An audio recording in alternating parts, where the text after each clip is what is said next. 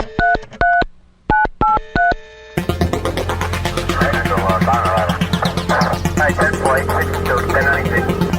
don't know Flack.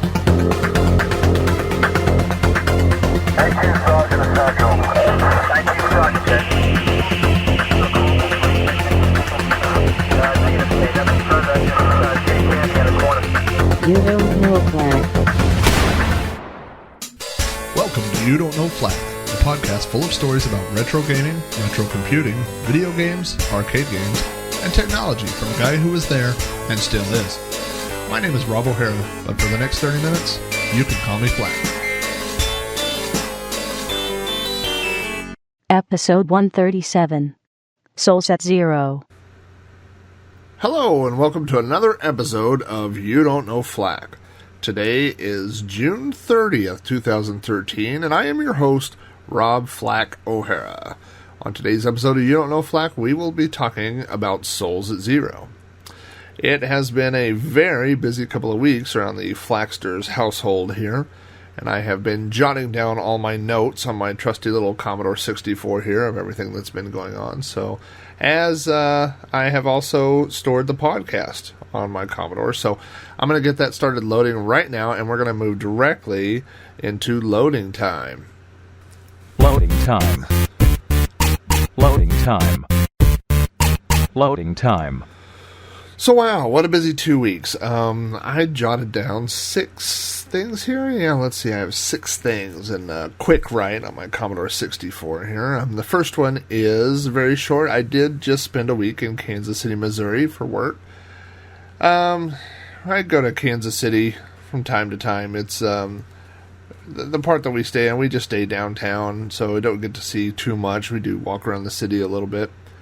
So that was pretty uneventful. Unfortunately, when I'm out of town for a week, it seems like everything else stops for a week. You know, I don't update my blog, I don't work on the podcast, I just don't do much of anything. There's just not time to do anything. But anyway, back home. So, yep, a week in Kansas City, Missouri. Also, I did get, let's see, you know what? I got an email here, but I'm going to move that to the feedback section. So we're not going to talk about that.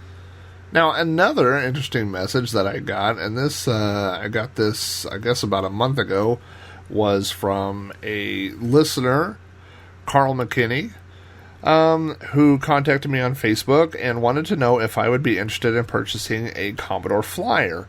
Now, the Commodore Flyer is a add-on card similar to the 1541U, but instead of storing D64 images on SD cards, it allows you to stream them from the internet. You can run your own little server if you want to run your own server and load your images that way, or you can load them right from the internet. And I've kind of been interested in the Commodore Flyer, but since I already had a 1541U, I didn't really have a reason for it. I didn't have a need for it, but Carl made me a deal I couldn't refuse, and so I said, you bet, and we exchanged some electronic funds, and just last weekend the Commodore Flyer arrived, and I've been so busy with work and everything, I haven't even got a chance to test it out yet, but it is sitting right here next to me. It looks really cool, and so I would not be surprised if there is a future episode of You Don't Know Flack dedicated to the Commodore Flyer. The other thing that Carl put in the box was the old Star Wars figure, the Rancor Keeper, which, if you remember from Return of the Jedi, he was the portly little fellow that came out. He was in charge of the Rancor, and he cried when the Rancor, as we all did, I'm sure, when the Rancor got killed. So, thank you very much, Carl, for getting a hold of me about the Commodore Flyer and for the Rancor Keeper. I'm down to around 20 original Star Wars figures left to have the complete set. The majority of the ones that I have are ones that I had in my childhood. And I was just talking to my dad this weekend. I don't know, I guess I must have started outgrowing Star Wars. And now, honestly, do we ever outgrow Star Wars? No, we don't. But as a kid, you know, my collection's very strong during the Star Wars, the original movie, and very strong during Empire. I think I have almost all of the original figures and all of the Empire figures, but it's when you hit Return of the Jedi that things start getting a little sparse in my collection. I'm missing Most of the Ewoks, I'm missing a lot of, the Jabba Palace type people or whatever. And it's also hard when you're collecting them because there's so many. I mean, if you say, at least a Star Wars person, I need, Luke, in his Bespin outfit, or I need, the original Han Solo or whatever. Everybody knows who those are, but when it's like, well, I need, Klaatu or Nikto or, one of the skiff guards or whatever, and they all look alike to me. I mean, they're not very distinguishable characters, people that were in the movie for, a couple of minutes or a couple of seconds sometimes and didn't have speaking parts. So I have all these little descriptions of people written down, A-wing pilot, guy in green jumpsuit with helmet. So as I'm out doing my searches for Star Wars figures, it helps me with the little bits or whatever. But anyway, so yeah, Rancor Keeper, that's another one down, and about 20 left to go. So maybe there will be a Star Wars themed podcast in the future as well. Speaking of podcasts, a couple of months ago, I joined my friends over at Throwback Reviews. Throwback Reviews is an awesome podcast. It's one of the ones that I've plugged before. And on that podcast, they review 80s movies for the most part, but the show is starting to branch out. I was on an episode where we reviewed Under the Rainbow, which was a movie that I grew up watching and enjoying. And anyway, we had a really good time doing it, and because of that, the guys over at Throwback Reviews have asked me to join the crew permanently. So I will now be also appearing, as if there are like giant marquees downtown, like also starring in Throwback Reviews, Rob Flack O'Hara, but that's me. So, if you want to check out Throwback Reviews, there's an RSS feed, there's a website, it's just throwbackreviews.com. The podcast is currently, right now, because of everybody's summer schedules, and there's 3 of us that are on the show. All of us have kids, so summer is definitely a hectic time, as you'll find out here in the next couple of things I mentioned on loading time. But we just did an episode where we all kind of virtually brought toys from our childhood and talked about it, and it was so much fun. I talked about a ventriloquist doll that I used to own as a kid. I talked about the Star Wars Death Star toy, and I talked about, if you remember this, the SSG, which was the supersonic glider, the big 4-foot styrofoam plane that people used to have, and all the other guys brought 3 toys too. So anyway, go check out throwbackreviews.com. You might want to subscribe to that. It's on iTunes, it's on Stitcher, just like my shows. And I will, I'm going to go ahead and put those links. I'll put those in the show links, and I'll probably put them on my website as well, just because I want to get listeners built up for Throwback Reviews. Those guys are super fun to hang out. And I got to tell you, it makes me, I've had a lot of people tell me, hey, why don't you have more guests on You Don't Know Flack, or why don't you have, 2 people do it or 3 people do it. And after doing Throwback Reviews with a couple of different guys on there, we're all, we do a Google Hangout. We can all see each other when we're recording. And I got to tell you, it is a lot of fun. And the dynamic of bouncing ideas off of each other, it just makes a really dynamic show. I really enjoy doing it. I hope it lasts for a long time. So anyway, throwbackreviews.com. Check that out if you need a little bit more Flack in your life, or if you just enjoy retro toys, retro movies. We're going to do some retro game reviews. We got all kinds of stuff planned. So, yep, throwbackreviews.com. So I mentioned that this was a very busy week for me. When I got back from Kansas City, I jumped right into what we call birthday week.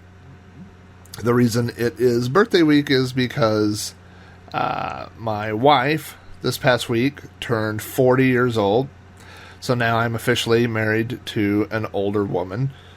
The other night on the couch, I said something, and she said she didn't understand what I was saying, and I said, it's probably a generational gap, because I'm in my 30s, she's in her 40s, so, sometimes you got to break it down when you talk to older people. By the way, my wife is 2 months older than I am. I will be 40 this August, so that'll be fun. But we did have a kind of a crazy birthday week. We went and ate lunch at a place called Ann's Chicken Fry, which is a famous restaurant here in Oklahoma known for their chicken fried steak. The portion sizes are crazy big. Lots of bands, when they go on tour, go to eat there and stuff. There's lots of signed memorabilia.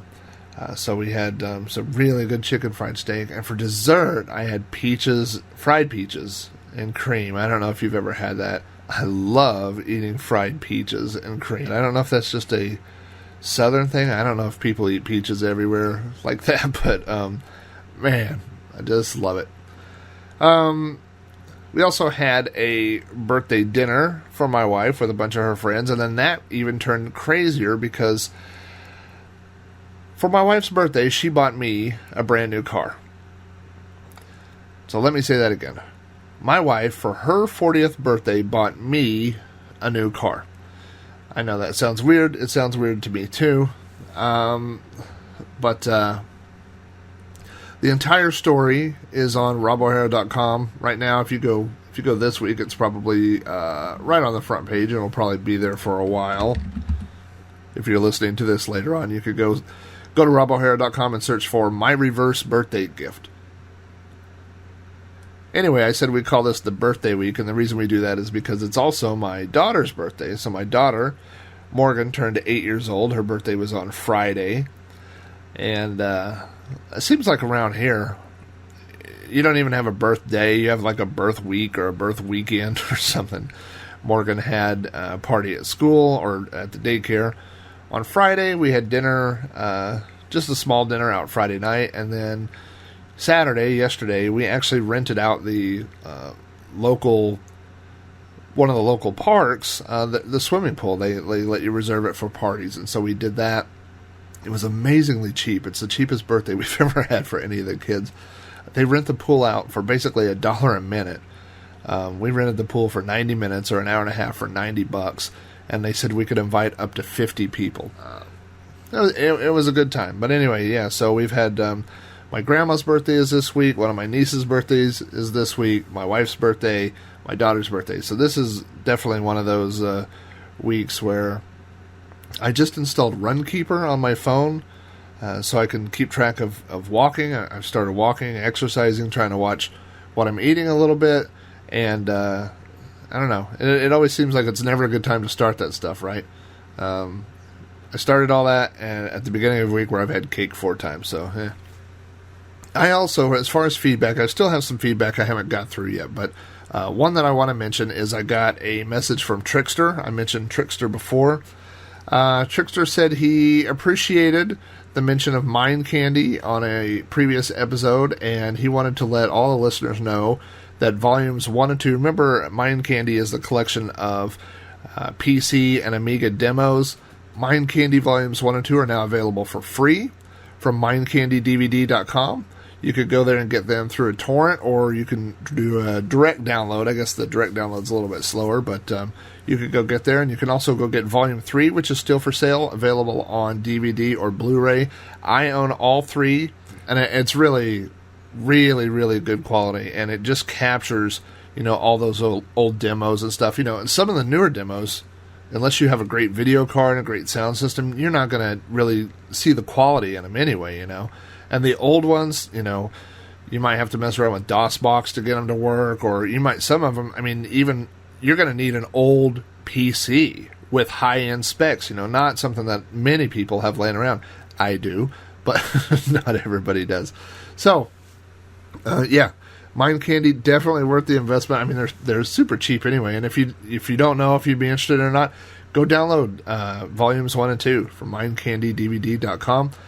And like I said, I own 1, 2, and 3. I think 1 and 2 were DVD only. The third one's on Blu-ray. Just super, super awesome little chunk of history there. That's the end of my notes that are stored over here on the Commodore 64. If you would like to leave me feedback, you can email me at robohara@robohara.com. And that's a great way to get me feedback about the show. Also, I mentioned last week, I'll mention it again, there is a new phone number for the You Don't Know Flack voicemail box. It is actually a Google Voice number. It is area code 405-486-1414. YDKF. That's You Don't Know Flack. 405-486, You Don't Know Flack. Call that number anytime, day or night, doesn't matter. It goes straight to voicemail. It will email me your voicemail, and I will listen to it and talk about it, possibly play it on the air, who knows. So, the podcast has long since loaded from the little Commodore. I mean, my Commodore, it loads so slowly, but it's already done because I've talked so long. So we're going to go ahead and get started with episode 137 of You Don't Know Flack, Soulz at Zero.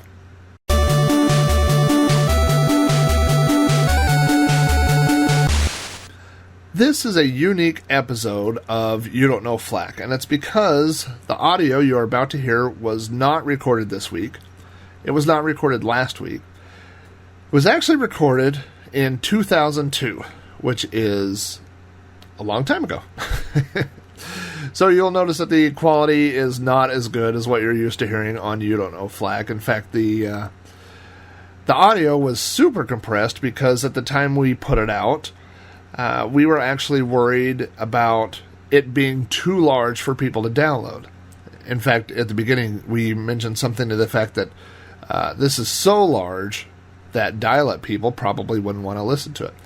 It was so large, in fact, that we broke it up into two pieces.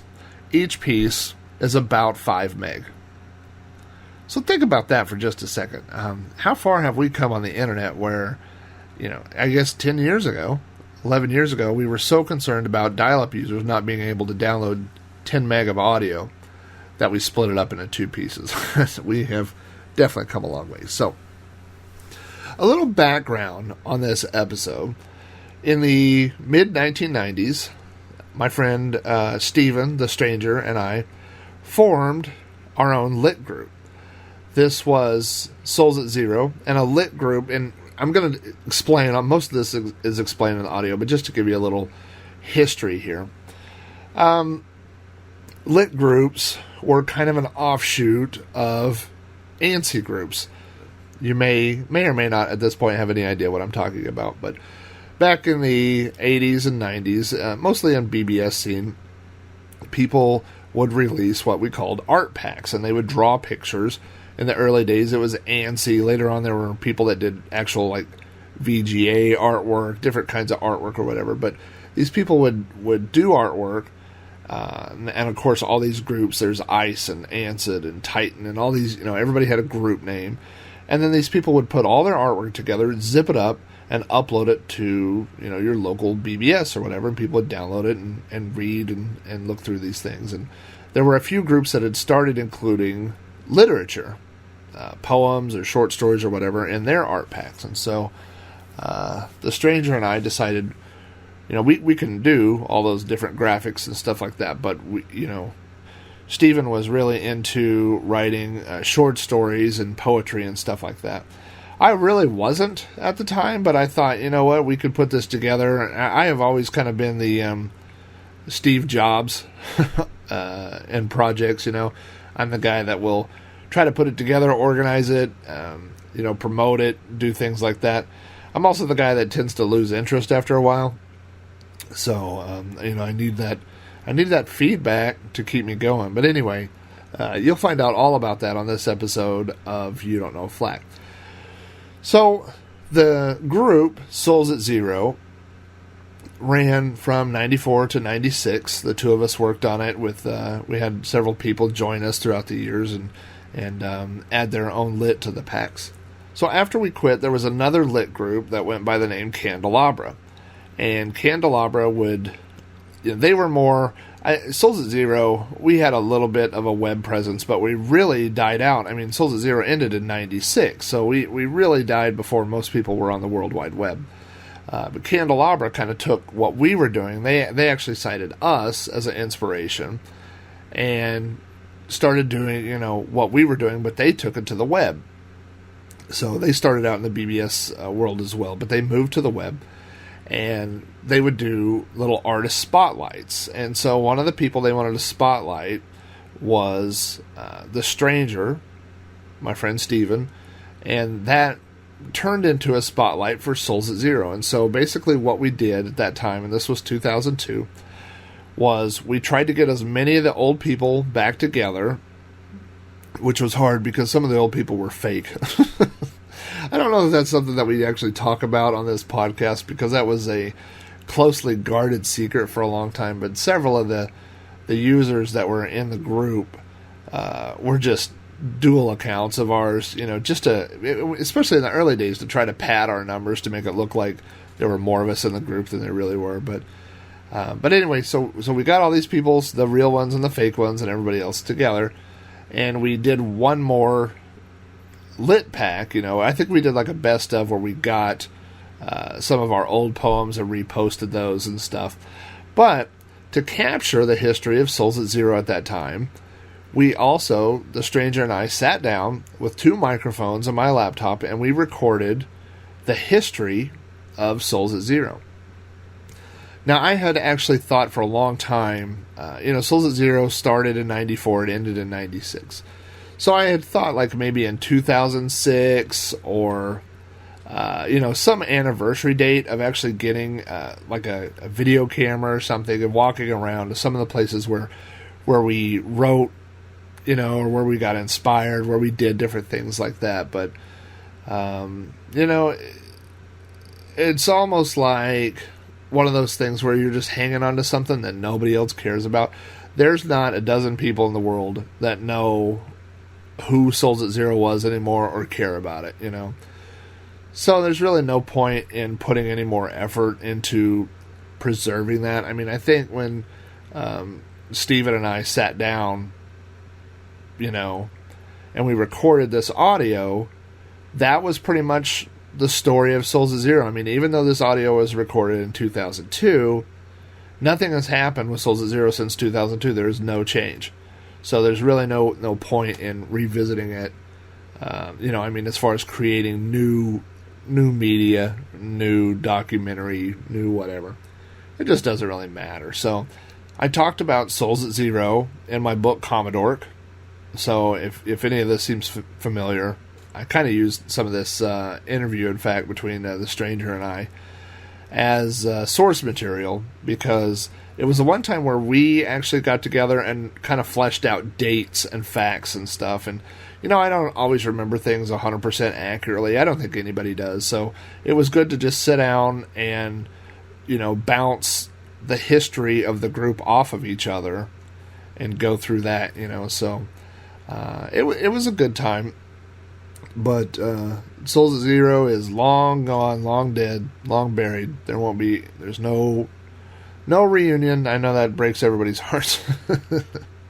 There's no reunion. There's no coming back. There won't be a video. There won't be any of the other things we talked about. So, like I said, I talked about Soulz at Zero and Commodore. Then Steven and I sat down and recorded the history of the group in 2002.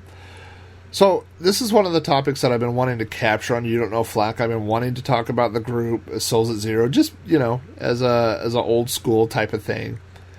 But the more I thought about it, I thought, why am I going to record? I mean, to record a new episode, I would just go back and listen to the old thing that I had recorded before, and I would go read what I had written before, and I would throw that back into a podcast. And there's really no point in it. It's just rehashing things. So the best thing to do would be just to throw the source audio back up. So that's what I've decided to do for this episode.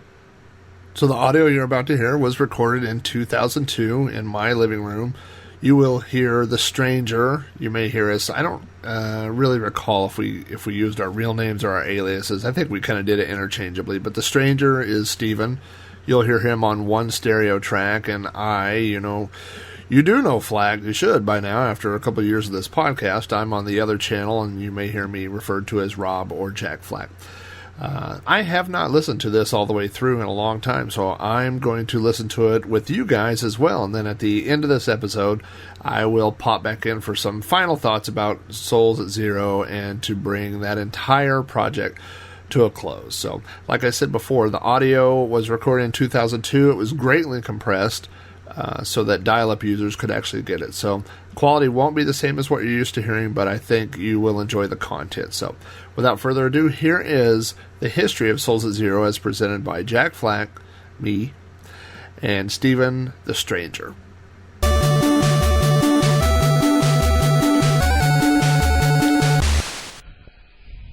Well, this is a little thing we're going to do to tell you the history of Soulz Zero, and this is The Stranger. And this is Jack Flack. And what we're going to do is just talk a little bit about how Soulz Zero started, because I'm sure there's a lot of people out there who really want to know this stuff. For all three.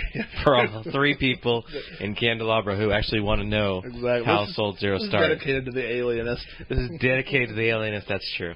Because he's the only one that's really going to listen to this. Exactly. This is not for dial-up people. You have to have a cable modem, because this might be a little long.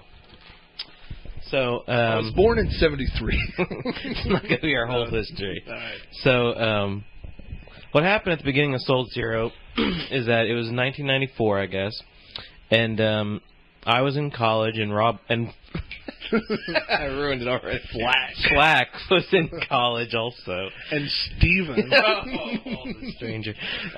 Anyway, we were both in college, but different colleges, and I was writing poems and stories because I'd been reading a lot of horror books. And I was living in a trailer.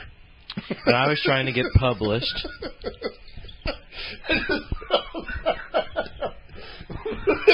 And I thought this was going so good. Okay, just keep going. Okay. We'll cut that out. Okay. So I was writing poems and stories trying to get published in horror magazines, but it wasn't working out so well for me. So then one day I went over to Flack's house. Right, and that's when, basically at that time, in the modem scene, there were a lot of art packs. Of course, there were Ice and Acid and the big groups like that, but there were some smaller groups, particularly, I remember Titan was one. Shiver. That were starting to release poems in with their art packs. Mm-hmm. So they, as well as, so along with the graphics, they had poems, and I don't remember exactly, but somehow the conversation came up that we should start a group of just literature. Right. And The Stranger was really the only person I knew that, you know, had been writing at that time. So anyway, I went over to his house, and he started telling me that people were starting to release poems in art packs, but we didn't want to do that because neither of us could do ANSI stuff, really. Right. And so he came up with the idea of us just doing a pack of poems.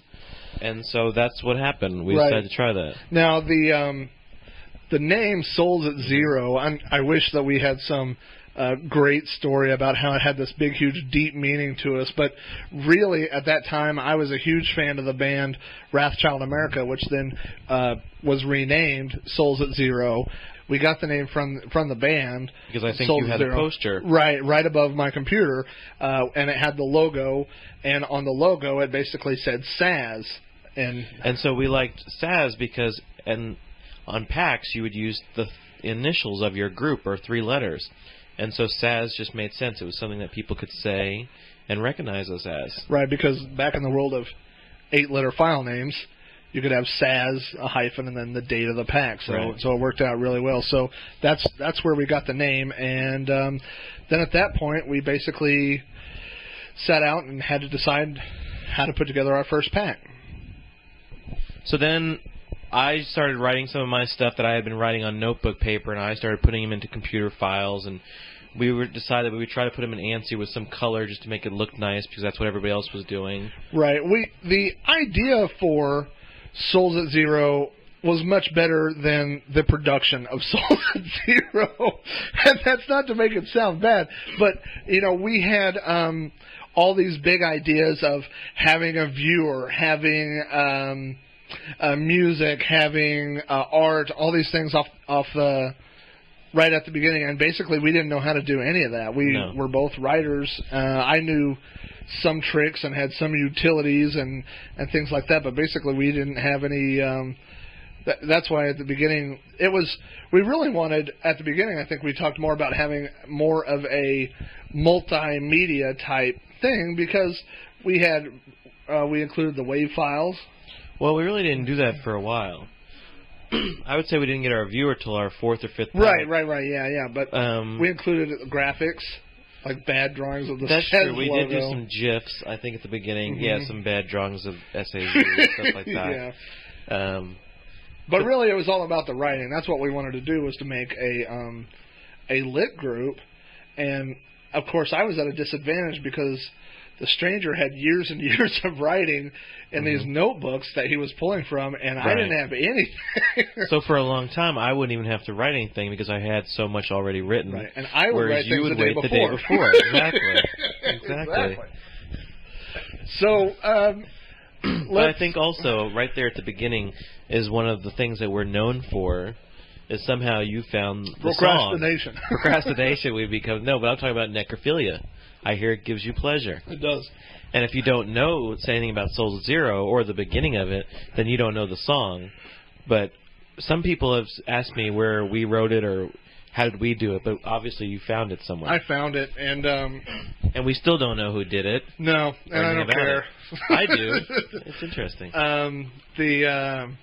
Right now, we should play you a little bit of it, but we don't have it, or we're going to try and get it. We'll try to put it on the website. We'll have some way of doing that. But basically, at the beginning, of course, we didn't have a viewer. We didn't have a lot of things. If you've seen the early packs, you know how. Basically, you had to have your own viewer. I used a viewer from Shiver to look at a lot of our stuff because you had to have something that showed ANSI. Right. I don't think everything did. Another problem that we ran into in the very beginning was, if you remember, for those of you that had the old packs, or maybe you have the old packs now, you had to have it's pretty complicated to get your computer set up to play them the way that we have them. You had to have certain kind of memory set up, and you had to have this and that, and that's something, unfortunately, that's gone away with Windows, even 98 and Windows 2000 is the viewers that we had and that people wrote for us eventually don't work anymore. Right. But they were amazing.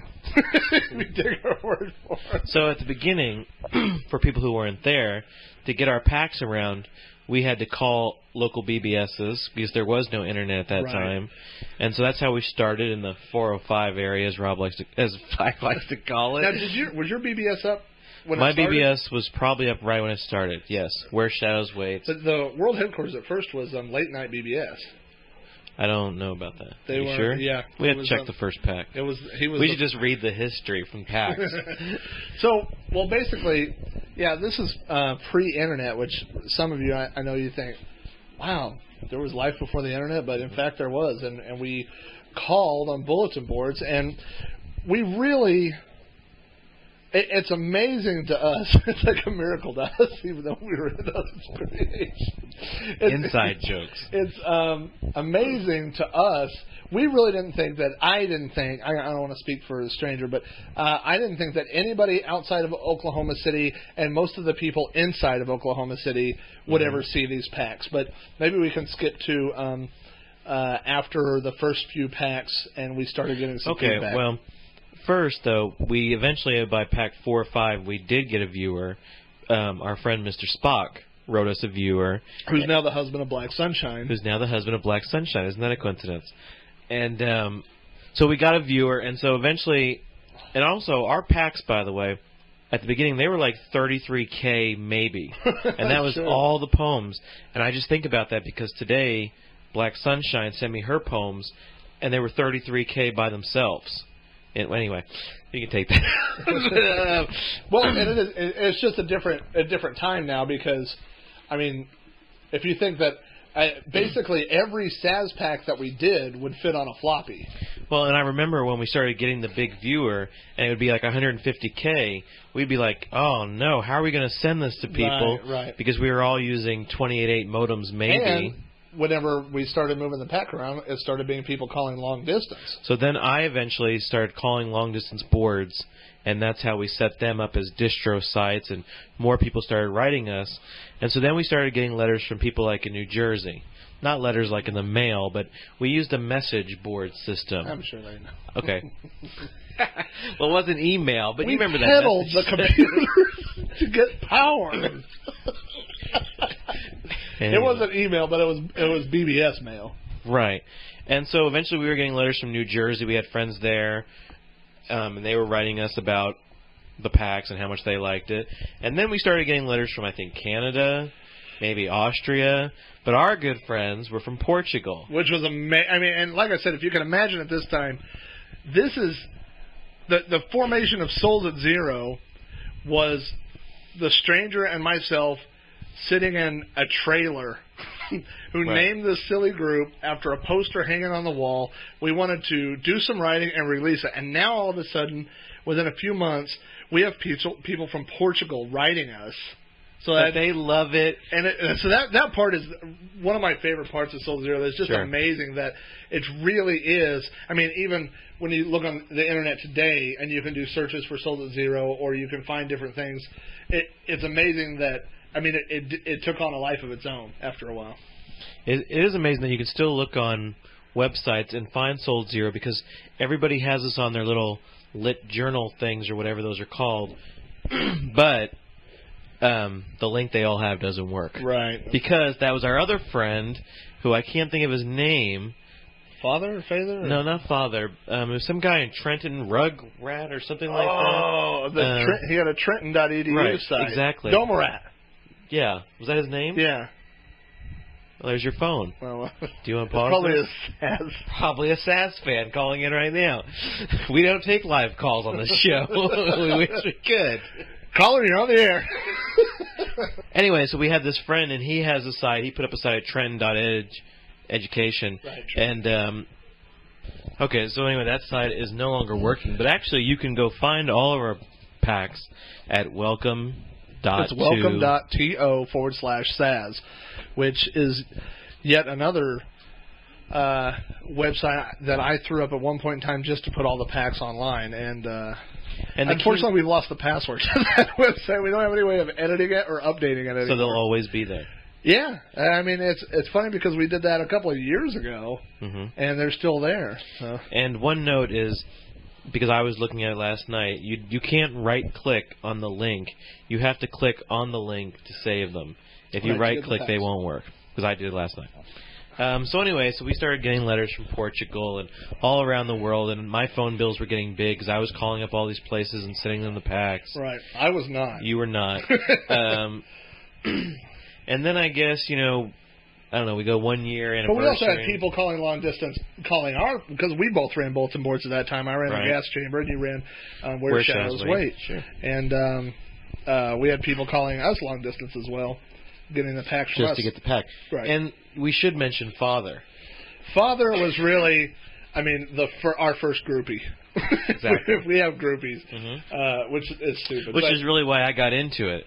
Right, because... For the groupies, but unfortunately we got Father. Unfortunately, there was not a lot of sex in the Unfortunately, he was a young guy from Virginia, or wherever he was from, Carolinas, I think. Yeah, he was from Carolina? South Carolina. South Carolina? Because he sent me the Hollow Cries cassette tape. I just remember the very song. But anyway, so Father was this guy who really liked our group. Right, and we were just amazed at that point that, he started calling us and he was going to be a courier. He was going to start calling long-distance boards for us and get the packs around.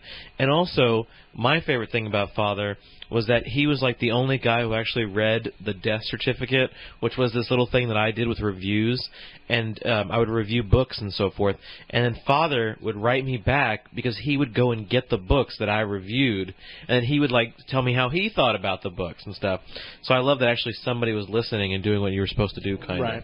So we basically, up to this point, we've covered the beginning of Soulz Zero. How popular we got. Right. I think now we start... You know what? But before we go to that, one story I want to talk about is... Go ahead. We... At some point, we decided that we needed some pictures, and I had a digital camera at that point, and people were doing pictures, and so we decided everybody needed a picture at Soulz Zero, and so we just had limited resources. Really, we didn't have that good. And I think the other problem with our pictures, they're in the daytime, is that if you know the Stranger and Jack Flack, we don't fit the persona where we try to play. You know what I mean? Right. Well, we're not two gothic kids. Right. I work in a government building, and you work in an educational system. So right. And basically, we're not goth people. We're short and t-shirt guys. Exactly. Which we have on wearing. now. Yeah. Right. And so that's my favorite part of the pictures is that to do our pictures, we had to find a big black coat for me to make me look scary or goth-ish. Right. So we didn't have an idea for my picture, but the stranger immediately said, we should go to the local cemetery and take his picture. And it was really a very fun adventure. I still remember it because we were being chased by a guy in a truck. Right. The guy who wanted us to leave. The cemetery. Right, it was just two kids driving around with our camera, and we were like, okay, get ready. We're going to run out of this grave and take a picture. We're going to run towards the biggest plot stone, stand beside it, take a couple pictures. Right. So that's what we did. We found one that would kind of hide my face. And actually, I didn't have a digital camera at that point. I had the Snappy, which took in still pictures from my camcorder. So it's two kids running around the cemetery with a camcorder. Right. So, and then the cemetery guy in the truck driving around trying to figure out what exactly we were doing. Right. Because obviously I was dressed in T-shirt, shorts, and a black overcoat. Right. So that would look strange. Ridiculous. And also, it was funny because we had to come back and edit the pictures. It's the middle of summer and you're wearing a black shirt. But then we had to come back to your house and edit out because in a lot of shots you could see my tennis shoes. That's right. Which did not go with the black overcoat. So I had to kneel down at one point or something. I remember that. Good stuff. Then we had the picture of me coming out of the mirror. And then your picture was you somehow coming out of that pack. We should find it, but I think that's funny because that's not really horror-ish, I don't think. But I guess you like the idea. Well, it was the whole thing, like getting trapped in the mirror, like that type of thing. It was scary to me. Yeah. Working on it. Okay, so at this time, there were several other groups in the Oklahoma City area, and one was a group of girls and. That were called TDKB, but they eventually, some of those people contacted us, and this was really the first time where Soulz at Zero we saw would become more than just the stranger and myself. I mean, we had, maybe someone would give us a guest poem here or there, or somebody would send us one thing, but it had always just kind of been our group, and so not by choice. We were looking for anybody who would join us. There just wasn't a lot of people filling out the application. Anybody listening to this could have been in Soulz at Zero had you emailed us. I mean, really, this is our thing. We might have paid you. Our standards were you had to send us. We had 5 things a month or 3 things a month, something like that. And we would just anybody who sent us one thing ever. Right. And then if you didn't send something the next month, that's okay. That's all right. If you missed this year, that was okay with us. You're still a member to help fill up our list. Right. So we would do a lot of things to fill up that list. So you could talk about the people that started writing us. So then eventually we got other people. That's my drink. Don't drink my drink. Gross pig. Sorry. I'll believe that in. Call you a gross pig. Then other people started writing us saying that they wanted to be in the group. And the 2 girls that you had mentioned would be Black Sunshine and Deranged, who we knew from the local area. And so they started writing us poems, and then we got Wish, who I think was from California. No? Not from California. I don't remember where she was from. She was from somewhere far away. Somewhere else, yeah. Yeah, so that was exciting. We had some people send us some shorts. Remember the guy with the story? You know what I'm talking about? I know what you're talking about. I can't remember. The thing is that there's so many people, and there was a lady. There was a middle-aged woman. There was a lady with a name, like Phyllis something. Right, it's like her real name. Right. So we just had these people sending us stuff. Most of them, at the beginning, weren't looking to join. It was just like we were a magazine. Maybe they'd send us a submission or something. Right. And that became the problem because we would expect stuff all the time from them, and they were like, "No, I did those 3. That's it." That's story. I don't know if you remember that. It was good. No. Maybe I'll read it later on an MP3.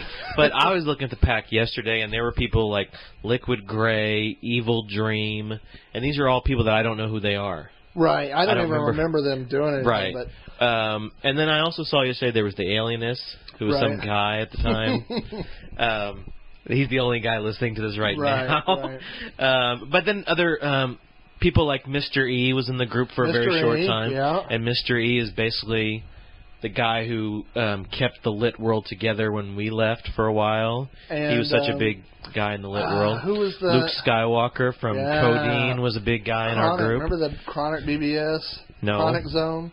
No. And, sounds familiar. They were the one that got busted. Remember, because they had the free 1-800 numbers. All right. Yes, I remember that. In our packs. We'll send it to anybody who would take it. Exactly. The Chronic Zone. The shout out to the Homies in jail. So anyway, but the point is that even we were now suddenly getting writers. Yeah, people were becoming. First it was. Our first surprise is that there were readers, right? And then the second surprise was that there were people that wanted to become part of this with us. It was amazing. Every week or so, when my board would get messages, and they'd say, "Hey, I run a board in New Jersey. I want to be a distro site for Soulz Zero." Because at first, I think I had to call them and say, "Hey, can I send you the pack, right. and would you do something with right. it?" But now they were coming to us saying, "We want to do something with it," and then. As we skip forward, before we get to the ending part, we'll get to another high part. Okay. Was that then we started becoming friends with all the other lit groups. Because after we form, and not because of us, but there were other groups that we found, like Revolt, right. which was Mr. E's, or Argon's group. Mm-hmm. But Mr. E was in that group, I believe. And then you had Codeine with Luke Skywalker, like I said. And then eventually, the Candelabra guys come around. Right. But, that's skipping way forward. But you think? Yeah. But the idea is that, yeah, we're not trying to say that we formed Soulz Zero and therefore all these people were inspired by us. But, it's true, but we're not going to say it. but the thing is that what we did is we did take that step of becoming a lit group, writing fiction, and having the horror theme, and I think that a lot of people did see that, and then that idea just kind of where now it seems. It's like, oh, well, it seems so obvious, but then it wasn't, And also at that point, when other lit groups start, like Revolt and whoever, they didn't have a theme, whereas we were all horror. Really only Candelabra would be the next one that stuck to right. a dark kind of thing. Right. And then, of course, we got to a point later on where I decided to get rid of that horrorish thing because I just wanted anyone to write. Right, yeah, we just couldn't get writers. And I had certain people in our group who were saying to me, I don't have anything that's dark, but I could write something else. And so I just started letting it happen because right. we needed anything. So, was that your high? What was their high point? The high point was that we were becoming friends with other people I see. at Candelabra forms, and then they start telling us things about us. Right. And that was a big deal for us that we right. should talk about because they're the only ones listening. Okay.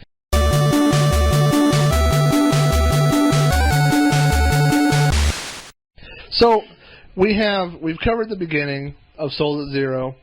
We've covered basically, if you want to think through Soulz Zero ran. We released a pack every month for 2 years, and the first year I thought was really good. We were really growing. We were getting interest and stuff, and then the second year came. And I'm sure it was going well for a long time in the second year. For right, a while, right. I'm sure. But as all projects go, Go ahead. As all projects go, It's going to start going down. It goes down because, number one, we weren't making any money off of it. And it was costing me, I had phone bills that were $100 a month right. from calling long distance. And when you're 20 or whatever and you're living with your father and you have no job, that's tough. You were living with father? My parents. Oh. Not father in North Carolina. Courier, right. He would have paid my bills. I'm sure. And even I was getting mail from him about him having $300 phone bills. He was amazing. We should dedicate this whole pack. This whole thing is dedicated to father if he's out there. And me. tstranger@coxnet, father. If you're out there, feel free to send us. Well, I guess the email will be on the pack somewhere. Flack. So things started going down. Everybody was losing interest with it. And right. Oh, I'm sorry. And certainly me, because at some point it becomes the pack is just me. Well, the problem is also is that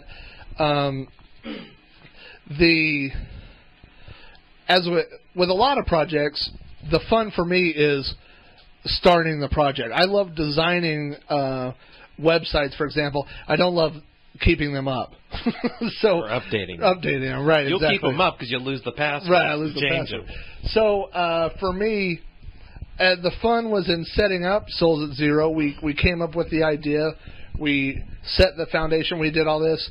And then after that, it just seemed kind of boring to me because there wasn't much going new. And so every month just turned into the Stranger doing an insane amount of work on, if you go back and look at the death certificates and imagine people writing one of those, every week or every month, nobody writes like that. And the amount of material that he was reading and watching to do reviews and stuff was just crazy. So he's doing all this work. We're doing copy editing, everything else that we're doing. We're putting, color and ANSI into the packs. And everybody else, including myself, is basically writing, 3 to 5 poems the day before the pack comes out. And also, I think for me, you're excited about the starting up and everything, but for me, there had to be a point where people were saying stuff about the packs to keep me going. Right, and at some point, that's just not happening. It sounded great because in the heyday, we're getting letters from all these people in different countries. Right. But then towards the end, we're writing poems. Do you want to tell them about that story? Sure. Go ahead. It's your story. Well, one of my favorite stories is I was just convinced that nobody's reading the packs anymore, and we're putting subtle hints, I think, in the death certificate or in the editorial section. Like if you read this, right, send us an email. Yeah, send us an email, tell you what you think of the packs, and no one was doing it, so shame on all of you. And so then, basically, I come up with this idea where I wrote a poem, and I wish I had the pack and the poem here in front of me, but I don't. But basically, I wrote a poem, and then halfway through it, I just said, if you are reading this poem right now, send me an email, and I will send you $1. And all you have to do is send me your address and tell me you read this, and send me $1. And right. I think it was a silly, dopey part at the beginning, like just dopey poemness. Right. And then there was big parentheses in the middle. Right. They like broke in the middle with parentheses and said, okay, if you read this, call the board or whatever, we're going to send you $1 bill. Right. And the true fact is that not even all the members of Soulz at Zero nobody noticed it except for me and you. Right. I don't think. I still remember a couple of people that said, "Ha, that was funny," But honestly, we were ready to give you $1 if you said. Right, yeah, we were very serious at that point. Absolutely. I would have sent you $1. And nobody... We might give you $1 if you listen to this. We can't really say that if this is on the internet. That's more true. People might hear it. Years, but... Right, we will not give you $1 if you listen to this. The stranger will give you $1. No, His he will not. email address... But anyway... so at that point, that's when I totally lost interest with everything. That was really discouraging. And I think the chicken poem came right after that. Rob writes a poem about a chicken. I wrote it's in a horror style. That's all right. Wrote a poem where a farmer goes into a hen house, and it's just written horror, very horror. But the idea was just to write the most stupid poem ever and see if anybody noticed. And so the idea is that a farmer goes into a hen house, and then the chickens attack him. I think the last line was, and then the chickens were upon him. And the blood and feathers were everywhere. Right, blood and feathers were everywhere. It was just a ridiculous poem, and still no one cared. Right, no feedback from anybody, and so that's really, I guess you could say those two poems right there were the beginning and the end for Soulz at Zero for me. That's when I lost complete and all interest. And that's probably 6 or 7 packs before we end it. Mm-hmm. Then comes the part where I'm doing a lot of stuff, nobody's doing anything, and I start writing stuff like, hey, the 2-year anniversary is coming up. We'd love to hear from people in other groups. Right. Send us a message saying, you enjoy the Soulz Zero or whatever. And as we get closer and closer to it, no one writes me anything. And then by the last pack, no one has written me anything. The other thing to remember is this wasn't, like I said, this wasn't the age of the Internet yet, really. We started in, what? 94. October? Yeah, October 94. We ran to October 96. So it's still really very early Internet stages, even at the end. Right. So, there is no instant feedback. There's no instant email. Somebody reads it, they send you an email. Hey, I liked it. It was really actually people had to do a little bit of work or whatever. So, I think over a month they should. It was for 3 yeah, months. It would be, right, absolutely. But I just think that, if it were now, I don't know. I still don't get any messages on my poems that I write. But anyway, and it's email. But anyway, yeah. Anyway, so this becomes towards the end. You expected some from this commentary? I'm expecting some comments from people about the commentary. If you've listened this far, I will. They should get a sticker or something, like a sticker for listening to this. But anyway, so now we come to the end. I guess I was thinking, here comes the 2-year anniversary pack. It's going to be a greatest hits thing anyway. And the pack before it, nobody had sent me anything. I think we had 8 writers, let's say, who were on the list, but I only got messages from 3 of them, I think. And during the last month, also, you can mention that I moved. Right, you're not. I moved to Washington State, and so I'm done with. You're done with the whole last thing. Month, I'm done. So I decided this is going to be it. I'm going to put the 2-year anniversary pack together, best of kind of stuff, and it's out. And I think it's a really enjoyable pack to read because it shows you how upset I was with all of you. It's a lot of stuff like, you had a chance to save it, you didn't do it, bye-bye, that kind of stuff. But I also want to mention real quick that the last pack has my favorite Soulz Zero thing of all time, which is when I interviewed Douglas Clegg, who was a horror author. And back in those days, you couldn't interview people. We didn't have the internet. Nowadays, I mean, anybody can go talk to Douglas Clegg, who was one of my favorite authors at the time. Now he'll answer your email. That was huge. But at that time, me talking to an artist was pretty exciting, or to a book writer. So I was really excited about that. I'm sure no one read it, but I was really excited about it. Go read it right now. Go read it right now. Wait. It will wait. It's good stuff. Anyway, it's just a great little interview. He's probably listening. He is listening. He loves Soulz Zero. But anyway, so that was the last pack, and then we all went on our own way. And really, I guess we don't have to tell anything else because that's the history of Soulz Zero. So then the pack. Well, do you want to talk about how this thing now, why we're here now? Why we're here now is because the Stranger writes for Candelabra. And for some reason, my name has not been recorded in the history books. Everybody's the Stranger's a stranger. Nobody cares about Jack Flack. People love the effing Stranger. I know they do. I don't. As they should. I'm going to drink your Coke. So the Stranger says to me, hey, in Candelabra, and by the way, in Candelabra has to give the Stranger his props. He is the man. That's true. He is. So the Stranger calls me. He says, hey, listen. He says they're going to do a spotlight feature on him. And Stranger has never been one for the spotlight. He says, you know what I'd rather do is put together a Soulz at Zero pack of what it would be like if Soulz at Zero were still around today, which, of course, with the advent of the Internet and MP3 files and real audio and movies and all that Who knows, Mr. Flack, what it could be with all that new stuff. And plus, it's also a reunion of anybody that we could find. Right. Who I wish we could find Father. I wish we could find Luke Skywalker, Mr. E. Yeah. I'm sure they're out there. Maybe they're on IRC. Maybe in a few minutes we get on and we get a fun in the pack. Get quotes from them. Get little quotes. Just like the ones they sent on the last pack. Right. Nothing. So, anyway, we love all those guys. Absolutely. I don't know any of them. You love them. I love them. So I go to Flack and say, let's put a little reunion thing together. Let's do what we can do with Soulz at Zero now. Right. And I'm guessing, because I know this is before summer, this is probably May. This is probably May or June, because it was around school time. That's when Nightshade comes to me and says, you've got the October spotlight, Halloween, perfect for the Stranger. Right. So I say to Flack, I want it done before school starts in August, because then I'll be ready to go. Flack says, no problem. Then the summer came and went, and we didn't do anything with it. We had some ideas. You got a couple things together, maybe, like some screens. Right. I just want to look right now. Today is September 29th. Right. And so basically now we're 2 days away from the deadline, and I wrote all my poems last night. Flack might write his poems tomorrow. No, tonight. It's all coming right now. It's all coming write out one tonight. about this. He's going to write one about this. Now, what a horrible event this was. I understand.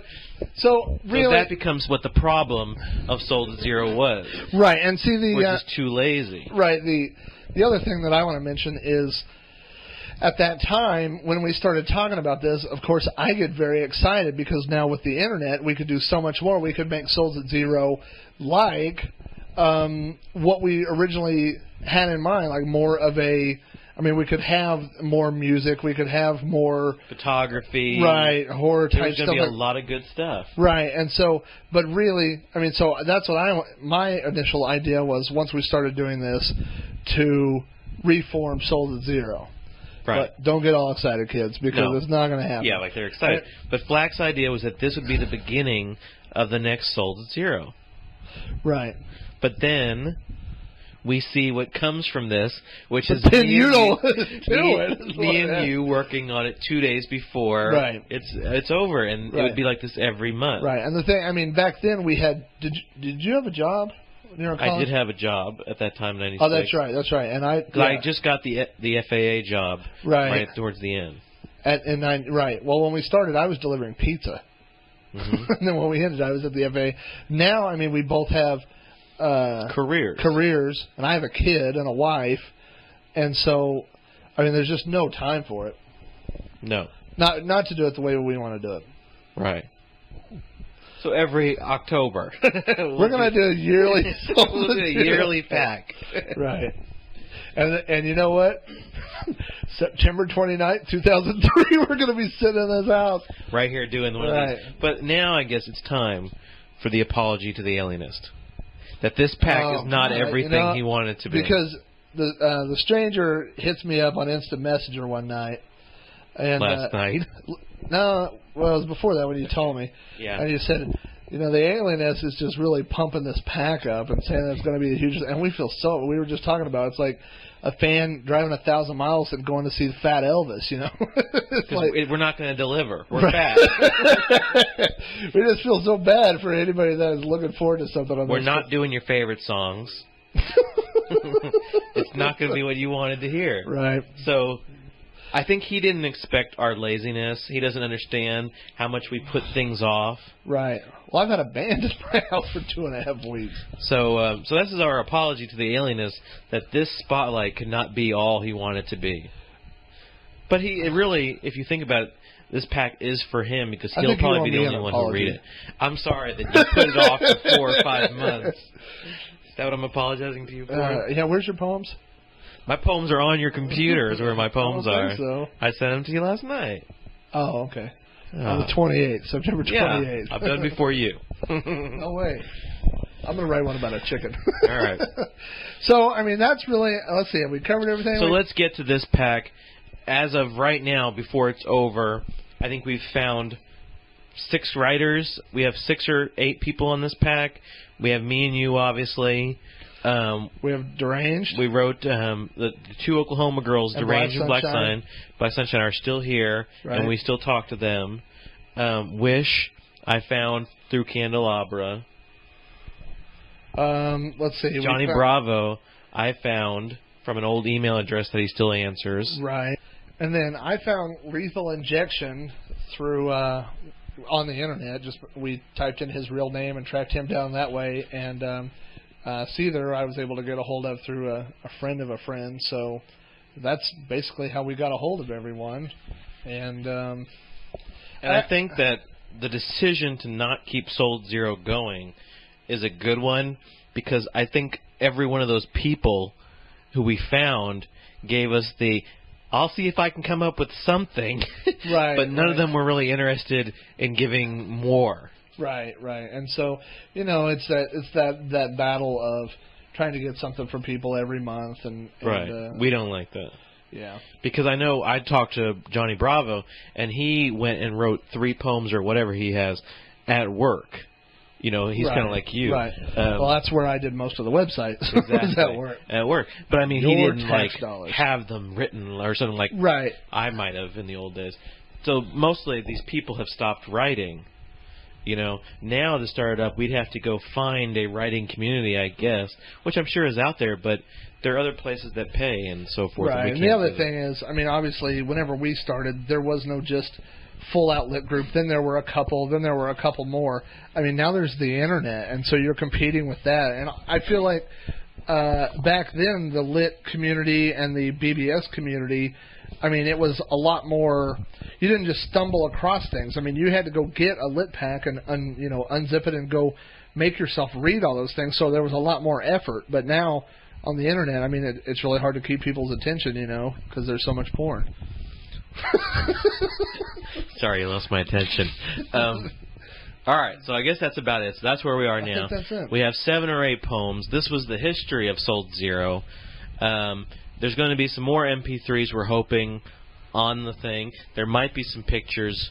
We really don't know because we're creating it all right now. Because there's still 2 days left. Because there's still 2 days left, and who knows what magic we come up with in 2 days.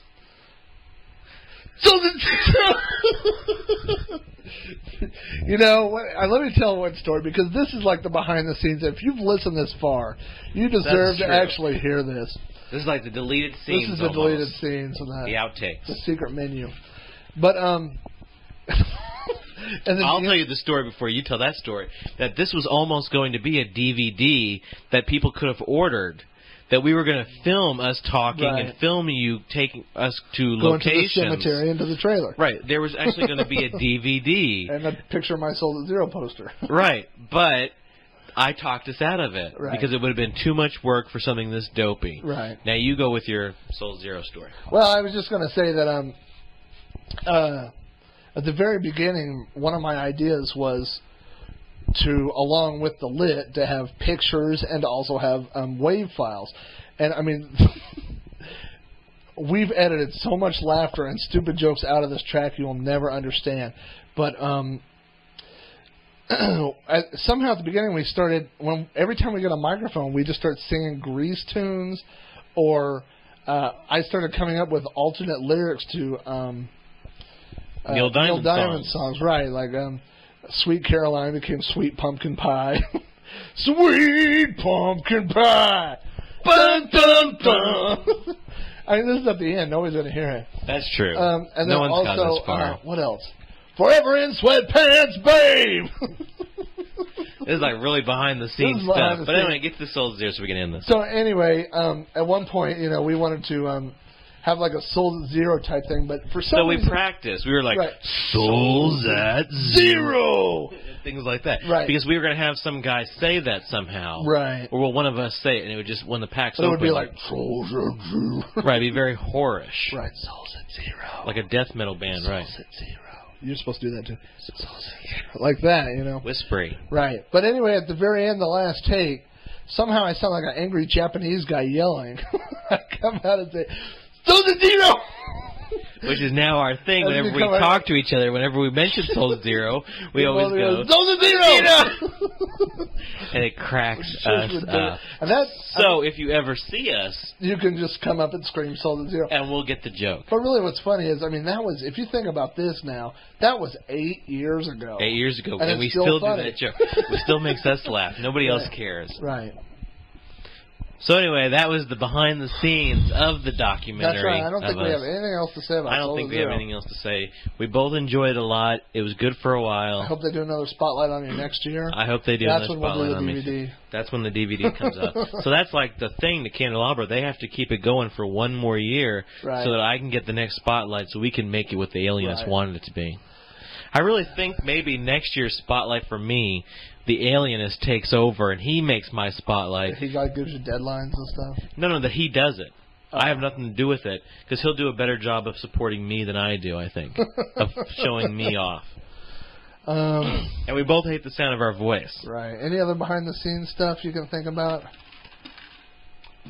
Behind the scenes. We didn't mention really walking around the trailer park. That's true. That's really every time that we would have to start thinking, we would have to start walking. And so usually these ideas came out on the weekends as we would do laps around my trailer park, which is just now when I look back, I would never go back there and walk outside at night. Scary. It's so scary. But we have dogs that come barking at us and stuff. But that's really where a lot of. So we would walk around, right? And something would come to our heads like, so and so said they want to be in the group. What do you think? Right. And then we'd say, well, what do their poems sound like? And we'd just start talking about what was going on. So really every meeting that we had for Soulz Zero was just us walking at night around my trailer park. Right, for like 2 hours. It was fun. It was fun. But we would talk about people who wanted to be in the group, or really it was more of a what are we going to do with the group now? What's the next pack? Right. We'd say our second anniversary or first anniversary pack was the Second Coming. Right. Which I really enjoyed that name. But anyway, it's just stuff like that. We just talked about different ideas for Soulz Zero and see if we can make them come true. Yeah. And So you really had to be there. that was going to be on the DVD. We're going We're to take show around you the there going around. trailer park. So just Trailer imagine park. a bunch of trailers and white trash. And then us, but And then yet us. not being allowed to see us. Right, but now we're just much too out of shape. Right. We'd only get. Right now we're having a meeting in chairs. And I'm tired. Right, I'm tired from sitting here. So imagine walking in the heat. Yeah, that'd be terrible. All right, I think it's time to end it. Yeah, I got nothing. Well, we're talking about Garth Brooks. Because this is It's like really an hard. hour long probably now. It is We're going to edit it down to 5 minutes, I'm sure. But 50 minutes. 50? Yeah, Okay, we'll edit a lot out. that's crazy. All right, Ben, so this has been the history of Soulz Zero, I'm Jack Flack. and I'm the Stranger. And thanks for reading the pack and encouraging us all these years. Maybe there'll be another one in a year from now. The DVD. The DVD Spectacular. If you email, and this is at the end, you email me right now and say you want the DVD, then we'll start one right now. And I'll have it to you by Christmas. Christmas of this year, Christmas of this year. a DVD. Well, it'll be a VCD. How many people have to write? Alienist writes that one guy we're He going to doesn't put count together. because he's our only fan. No, he'll tell He gets people. one anyway. I think that He gets one for free. I need groupies. If I can get 5 groupies. You send us a picture Have of you send a yourself picture naked. Of yourself. Not even naked. Topless? Not even topless. I'll take pictures of you in a fully clothed in a coat. Lingerie? No, I don't even care. Coated jacket. All right, if you have clothes on, send them to T Stranger. If you're naked, send them to me, Right. especially if you're a girl. So if I get 5 pictures, girl or guy. Right. Microphones came out. Okay, my microphone did come out. Did it? Yeah. Anyway, if I can get 5 pictures from people, then we'll start working on something. All right. You got to really want it because that's a lot of work. Well, first of all, they would have had to listen for an hour. No, because we're going to edit this. It'll probably only be like 20 minutes. Oh. All right. Anyway, so if you send us pictures, We'll talk about it. fully dressed, nothing dirty. I'd take dirty. But it has to be you. I don't just want dirty pictures in my email. Right. We can all find those. Right. I have them already. Thanks for listening. Thank you, and you know what? I mean, really, I just have to, at the end, I have to say that really, Soulz Zero, there would have been no Soulz Zero if it hadn't been for me. No, if it hadn't been for the Stranger, because really, I mean, as far, he was the one, I think the Stranger was the one who wanted to start with the whole horror thing. I mean, it was his idea to have the horror. It was his idea. Whenever I wanted to quit, he wanted to keep going. Do you think I get enough props? I'm trying to give you some. Oh, okay. Those people don't give them to you. I know. I love you. We're gonna make out with this is over. So Sing Grease song. it's in Greece. So really, I mean, all this pack and the spotlight and everything else, and the history of Soulz Zero is all really dedicated to the Stranger because That's without right. him, none of that would have happened. So I said it, and Now Robbie Flack needs to go work on his poems. I'm gonna go work on some poems. I got a day and a half to do them. So, you want to say Soulz Zero at the end? Soulz Zero.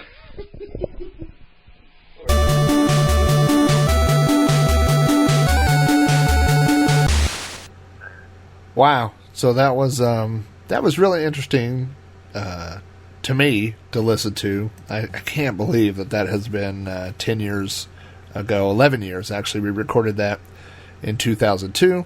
It's 2013 now, and we actually started Soulz at Zero in 1994. So next year, that will be 20 years ago. It really doesn't seem that long. Anyway, while I was listening, I listened to this. I have not listened to that recording in a long time, so I just listened to it in real time with you. And so here are some of the things that I jotted down, just some notes that I wanted to comment on here at the end. Number one, I don't know where all that uncontrollable laughter was coming from. I think part of it was probably nerves, hearing our own voices being recorded. We were wearing headphones, and I just bought these USB microphones, which were really terrible. But as you probably heard that from the quality.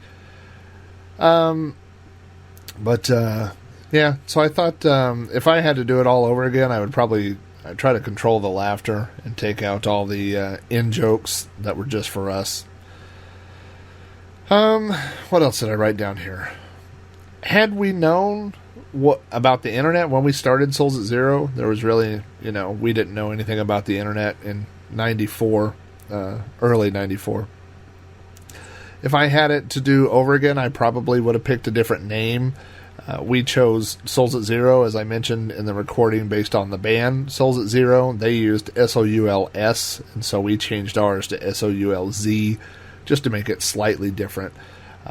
Which at the time, on BBSs and stuff, people knew Soulz at Zero, the lit group, whatever, that's fine. But now, in the internet age, it's pretty much the kiss of death to name yourself something else. If you've ever tried to find information on bands like the or the band or the band live, and you know what a nightmare that is trying to Google like the band live and try to find out information like that. And so fortunately there's not a huge amount of websites for the band Soulz at Zero either, but if you do search for Soulz at Zero with a Z, SOULZ, which was our group, sometimes it'll redirect you to the band Soulz at Zero. So yeah, in retrospect, I mean, it worked for us at the time, but if we had known what was coming with the internet, I probably would have chosen something a little bit more unique. Something I wrote down, there's a lot of information in that recording that's out of date. And in the packs, which I have online, and I'll give the URL to that in a minute, there's even more information. In that little recording, we mentioned welcome to SAS, which was welcome.to/SAS, which was a web forwarder that forwarded to a website, and then we promptly lost the password to that, and later on the website went down. So I did eventually put up a repository of all the SAS stuff, and I'll mention that here in just a minute. I looked at some of the old packs earlier today, and one thing that I had put in there was my actual address, so people could mail us physical letters or their poetry to have published or whatever. And so that's, I joke in the podcast that we were living in a trailer at the time, which is true, mobile home. And so my address is in all those packs, which of course we've long since moved. It's also filled with phone numbers, all our old BBS numbers and stuff like that. So, I don't know. I thought about going in and cleaning that stuff out, but it's just such ancient history. It's not really worth it. Not to get into the dirty laundry section of the program, but one thing that we didn't mention on the recording, which, was kind of water under the bridge at that point, but one of the reasons why the group broke up, which we did not talk about on the recording, is because the stranger and I had a falling out. And I don't want to get into, anybody's personal business or anything like that, or slander anybody, because that's not the point. You don't know Flack, and that's not the intent of anything. But I think it is important to just document that basically the last few months that the group was around, the stranger decided that we were no longer talking, and so when that happened, that's why I'm not in any of the last packs, and so then we did get back together. I mean, not as a couple, but we were friends again for a few years, and just didn't work out. So we don't talk anymore, and so yeah, any hopes that anyone had while listening to this of a Soulz at Zero reunion, you could you could pretty much mark that off your list as a not going to happen type thing. As I look through some of the lits that I have online in the repository, well, let me actually do this out of order. Let me mention that there are two places online other than this podcast. This podcast is possibly the most complete history of Soulz at Zero. I mean, I guess there's a little bit more detail in Commodore, but two places you could go. You could go on Wikipedia and look up Soulz at Zero. There is a Soulz at Zero entry, and again, that is SOULZ at Zero. If you do SOULS, Soulz at Zero, you're liable to get either the band Soulz at Zero, or there's another band named Neurosis, which is a great band that released an album called Soulz at Zero. So anyway, we're not either of those. We were Soulz at Zero with a Z at the end of Soulz. But you could go to Wikipedia, and there's a Soulz at Zero entry. The other thing that's funny, whenever we used to Google ourselves, we would look for SAS, and there's a television station, I think in Arizona, called KSAS or whatever. So we always we always talked about if I ever went on a road trip to Arizona, I would try to get a picture of K-Saz, next to that. That would be a fun thing, but that did not happen. But anyway, so you could go to Wikipedia and look up Soulz at Zero. I think pretty much everything that's on there was in this podcast. Also, several years ago, a lot of years ago, I used some software, some free software I found on the internet, which would convert ANSI text files to PNG graphic files. And I went through and I converted the graphics from, or the lids, the poetry of every single Soulz at Zero pack into pictures and put them online. And you can view the old packs, which are online at robohara.com/Saz, just S-A-Z. Now, I have looked through those, and actually what we did at the time was the stranger and I emailed him and said I was going to put all the packs online, and I was going to put like a little introduction paragraph to each one, like maybe what was going on in the group or my thoughts of the pack or whatever, and so I emailed him, and he did the same. So those are on there, those are captured, and I've thought about taking it offline out of spite, or editing them or something, but you know what, it is what it is. It was the 2 years of that project, and so as a type of person who archives things and stores things and displays things, that's one of those things. That's that time period. So it is still online, robohara.com/Saz. I have gone through and looked at random things, and I would say, I don't even want to say mostly, I would say everything that I wrote for Soulz at Zero was absolutely horrible. And I'm not saying that in a way like that I'm better at writing poetry now. I don't write poetry. I didn't write poetry then. And so I don't know if the dichotomy of the group really came across in that recording, but basically I came up with the idea. In some of the packs, you'll see me listed as the founder and the stranger listed as the president. Sometimes we're co-presidents, co-whatever. But, when I came up with the idea for Soulz at Zero, Steven really, like we mentioned in the recording, he had years of poetry and stories to pull from to put in these packs, and I had nothing. So my enjoyment of the group was the organizing, the coming up with the menus and the graphics and putting everything together, editing stuff, doing all that.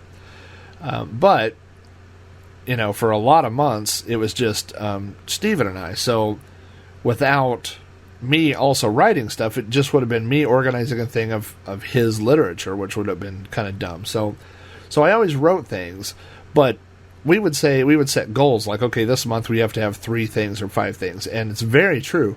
Most of those things that I wrote were done the day before. And it's not, like the idea of poetry would be you're trying to express something and you're trying to use all that. So I was not writing poetry. I was writing like imitations and bad imitations of poetry. So I would just think of something like, okay, and I'm really doing this off the cuff. Let's talk about, a mom who has to smother her child because the demons are telling her so. And then I would write, she creeps into the room, the pillow, her knuckles are white from grasping the pillow, that she says no, but the demons say yeah. Really everything I wrote was 30 seconds long, and 30 seconds worth of effort, and really terrible. When I go back and look, it's not, like I said, it's not the type of thing where you say it's embarrassingly bad because I was trying and I got better at it later. It was embarrassingly bad because there was zero effort into it, and zero, I don't want to say zero interest, but very low interest. That was just not my, I wrote things to put in Soulz at Zero so that we would pad the numbers. It was definitely not, something that it was like any sort of expression or putting stuff out. But, and so, like I said, this is not a ploy where I say, oh, it's really so bad because I want you to go read it. I really don't want anybody to go read it. I probably should eventually take it offline. But it is what it is. So it's still out there. Let's see. We talked about the name, talked about the writing, we talked about the website. As we got together and did that recording, I had this idea of us putting Soulz at Zero back together. And the reason for that was because, and we touched on this in that recording, that the product that we put out was not what we envisioned, the packaging. In other words, we had all these ideas of like horror music playing while people would read these things and setting some sort of atmosphere and doing that. And with the programming skills that I had and the actual limitations that we had, the computer limitations, for multimedia or whatever, it just wasn't possible. We talked about, now what you would do is we would have a thing where you would go to a website and click on them and we would record our voices. You could listen to us reading the stories or whatever, or we would have digital pictures of things, related to the poems or whatever. And the technology just wasn't there at the time. We just couldn't do it. So there was part of me at that time, as we got back together in 2002 and recorded that I thought, now we do have the technology. We do have the ability. And even today, it's even more so. Like, we had recorded a video to start off the Soulz at Zero thing, but I didn't have any good video editing software. I didn't have any good way to host it. I think we compressed it into this tiny thumbnail size animated thing that ran or something. But now you would just put it on YouTube and embed it, and you could have video, or you could do stuff in Flash or whatever. So the technology is so much better now that I think we could do a better product. But like I said, the Soulz at Zero project is dead and buried. So I'm glad, actually, that he talked me out of doing that. Because, again, it wasn't a love of wanting to write poetry. So I didn't have that. It wasn't an interest in putting out, good literature. It was an interest for me of, now there's better technology available and we could make a better product. But, as we talked about near the end of that episode, even if we wanted to put out a new product, all the writers, everybody had grown up and moved on. So the stable was empty. And so there was no reason to do it. In the back of my mind, I had for a long time thought that, next year, 2014, would be the 20th anniversary of the creation of Soulz at Zero. And I had actually thought about trying to put something together. I thought about that for a long time. We talked about on that